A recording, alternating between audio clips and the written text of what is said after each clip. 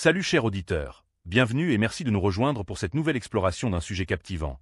Imaginez-vous dans un atelier modeste baigné par la lumière du soleil, alors qu'un ingénieur passionné ouvre lentement un vieux manuel usé dévoilant la légende moderne du moteur à eau selon certaines rumeurs persistantes depuis des décennies, un moteur qui fonctionnerait exclusivement à l'eau, un carburant gratuit, propre et illimité.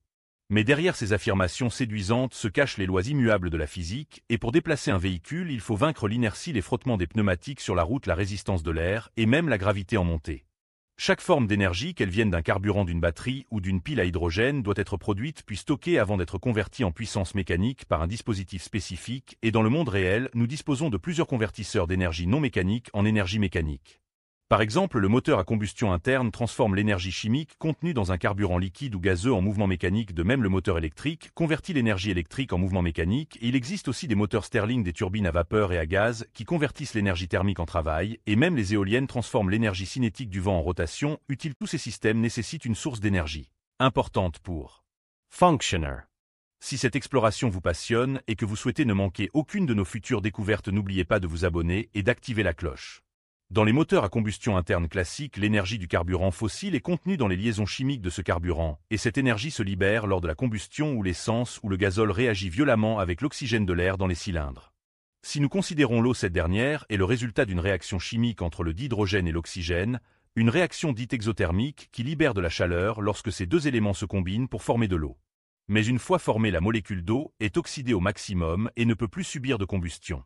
Essayer de brûler de l'eau comme un carburant serait comme tenter de remonter le temps. Il faut plus d'énergie pour décomposer l'eau que ce qu'on pourrait en récupérer. C'est pourquoi l'idée d'un moteur à eau pure est thermodynamiquement impossible. Néanmoins, l'eau n'est pas complètement ignorée dans les moteurs modernes. Des systèmes ingénieux utilisent l'injection d'eau pour refroidir la chambre de combustion et éviter le cliquetis qui peut gripper le moteur sous de fortes pressions.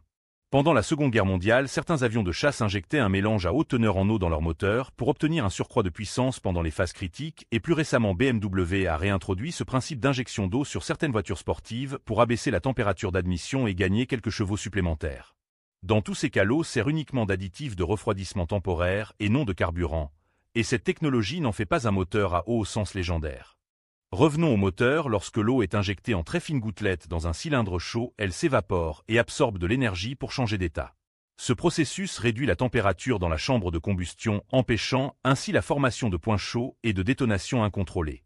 En conséquence, le moteur peut monter en pression sans exploser prématurément, ce qui améliore son rendement et augmente sa puissance sans consommer plus de carburant.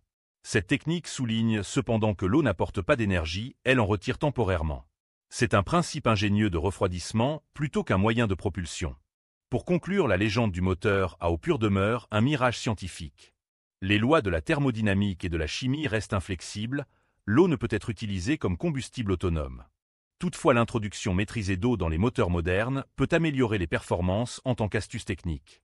N'oubliez pas de vous abonner, de laisser un commentaire et de cliquer sur la vidéo suivante pour en découvrir davantage sur les secrets de la science automobile.